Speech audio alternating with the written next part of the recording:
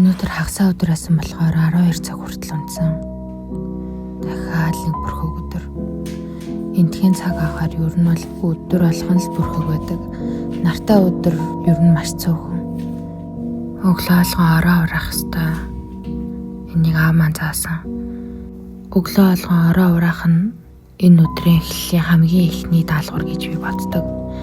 Яагаад гэвэл ороо хураад сураагүй хүн хичээл дээрээ, ажил дээрээ очиод юу бүтээж, юу сурах вэ?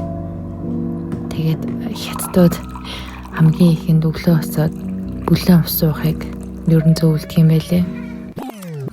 Тэгээ энэс хойших бичлэгэн дээрээ жоохон дуу оруулалт хий гэсэн чинь би өөрөөсөө ч удаад хийсэн бичлэгнээсээ ч удаад тэгээ 3 хоногийн дараа одоо дуу оруулалт хийж байна. Гэхдээ би яг одоо гүлтэн талбай дээр гарч ирээд хурдан алхаж байна.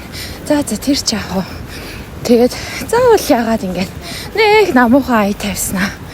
Өөрөө нэг намуухан ярих ёстой юм шиг, контент хийх ёстой юм шиг. Ёй.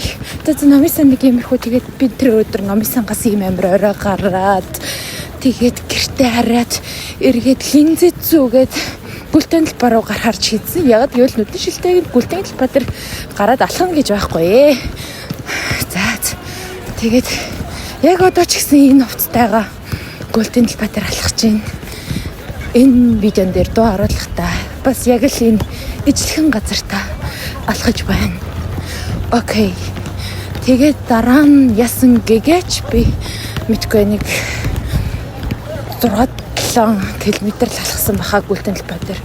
За тэгээ буцаад өрөөндөө очиод усанд орно гэж бодсон. Тэгтээ нэрээ усанд орохдоо ингээд нэг удаад 5 янаар чарж хийдэг. Тэгээд тэр 5 янаараа заавал дуустал нь усанд орох шаардлага байхгүй.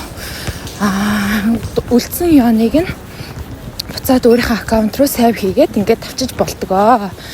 За тэгээд ингээд линзээ авсан юм шиг байгаа нь. Тийм нэр бас маск тавьж байна.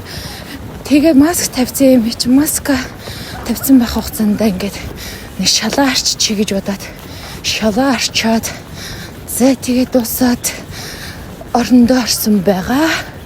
Орондоо ороод худлаа нэг ном уншсан юм хайшин. Гэтэ яг хөө ингээд чангаар унших дадлах хийх юм болвол юу яадаг л та. Жохон унших скил энтер сайжирдаг л та. За тэгэл ер нь ингээд нэг жоох юм уншиж чагаад тэгээд унтсан байгаа. За бай.